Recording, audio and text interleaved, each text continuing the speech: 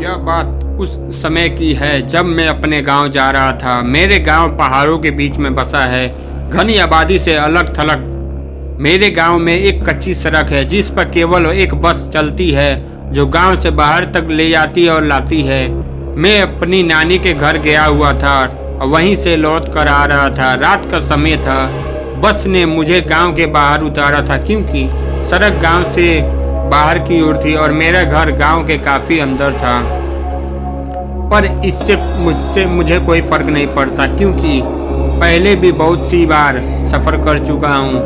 पर इस बार मैं काफी देर रात गांव में पहुंचा था। मैंने अपना सामान उतारा, उसे उठाकर अपने घर की तरफ बढ़ रहा।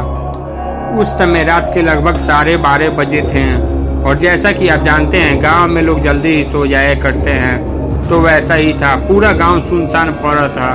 ऐसा लग रहा था मानो जैसे गांव की कोई जंगल में आ गया हूँ। मुझे अब थोड़ा सा डर लगने लगा। मैं बस भगवान से प्रार्थना कर रहा था कि जल्दी से घर पहुँच जाऊँ, पर मेरा घर थोड़ा दूर था। लेकिन थोड़ी देर बाद मुझे मेरा दोस्त पवन मिला। उसने मुझे दूर से इशारा किया।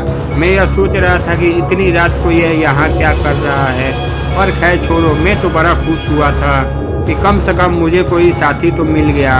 अब मेरा दर्द कम हो गया था क्योंकि इस सन्नाटे में चुप्पी तोड़ने के लिए कोई तो है मेरे साथ। उसने मेरे पास आकर मेरा बैग उठाया और मेरे आगे आगे चलने लगा। चलते हुए मैंने एक बात पर गौर किया कि ये इतना चुपचाप क्यों है। ये जब से मुझे मिला है तब से कुछ नहीं बोला क्योंकि मेरा दोस्त पवन तो बहुत ही बातूनी है और ये इतना शांत, बड़ा ही अजीब बात है। मेरा घर थोड़ी दूरी पर था और अब तो वो एक दूसरा रास्ता लेके खेत की तरफ बढ़ने लगा।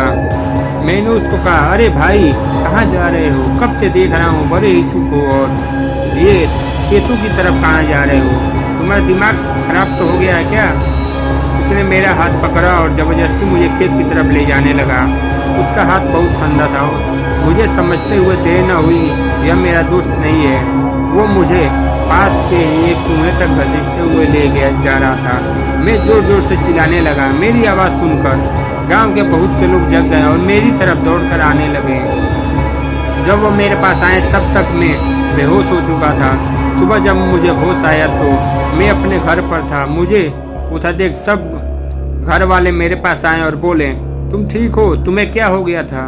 तुम रात को बरगद के पेड़ के से लिपटे हुए बेहोश पड़े थे। तुम्हारे साथ क्या हुआ? मैंने उन्हें अपने साथ जो हुआ वो सब बताया।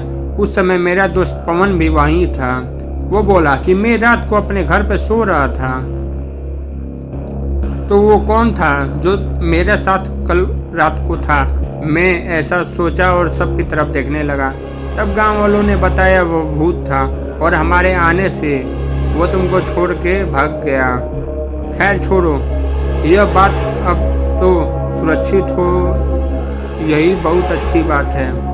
तुम सुरक्षित हो, तुम अच्छे हो, तुम ठीक हो, इसके लिए भगवान से धन्यवाद। यह कहानी आपको कैसी लगी कमेंट करके ज़रूर बताएं और लाइक सब्सक्राइब जरूर करें। धन्यवाद।